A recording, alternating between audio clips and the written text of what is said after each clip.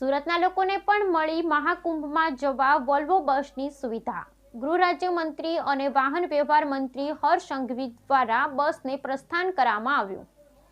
સુરતના લોકોને પણ મળી મહાકુંભ જવા માટે વોલ્વો બસની સુવિધા। ગૃહ રાજ્યમંત્રી અને વાહન વ્યવહાર મંત્રી હર્ષ સંઘવી દ્વારા બસને પ્રસ્થાન કરવામાં આવ્યું।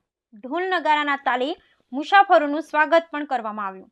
સુરતના મેયર દક્ષેશ માવાણી ધારાસભ્ય પણ આ કાર્યક્રમમાં ઉપસ્થિત રહ્યા। લોકોએ કહ્યું કે સુરતથી આ સુવિધા મળી છે, સરકારનો ખૂબ ખૂબ આભાર। લોકોએ એવું પણ કહ્યું કે અમે કુંભ જવાની આશા છોડી દીધી હતી, પરંતુ સરકારની આ જાહેરાતે અમને ખુશી આપી, જેને લઈ મુસાફરો ગરબા રમતા પણ જોવા મળ્યા। જાહેરાત સાંભળતાની સાથે જ અમે બસ સ્ટેશન પર આવી ગયા અને અમને ટિકિટ મળી ગઈ।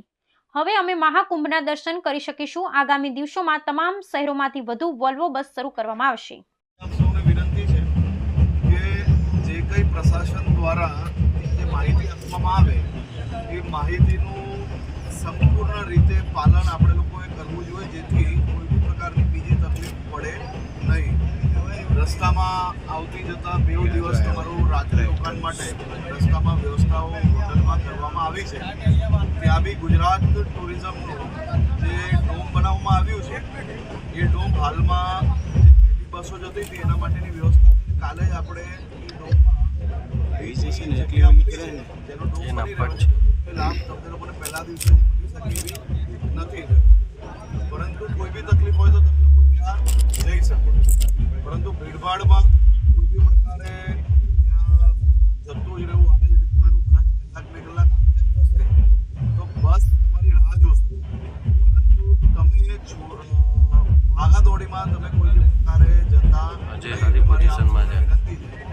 બની શકે છે કે ચાલવું પડશે, કારણ કે આપણે સૌ સમજીએ છીએ કે 10-15 કિલોમીટરનો જે રશ છે ત્યાં સુધી બસ જવાની પરમિશન નથી। આપણે યુપી એસઆરટીસી એટલે કે ત્યાંનો યુપી સરકારી બસ છે એની માંગણી કરી છે તમારા સૌની વ્યવસ્થાઓ માટે, જેટલી મળશે એ રીતે વ્યવસ્થા આપશે, પરંતુ તમારા સ્ટોપ પછી થોડી ઘણી ચાલવાની માનસિકતા જોડે જ આપણે લોકો સૌ લોકો તૈયારી રાખજો।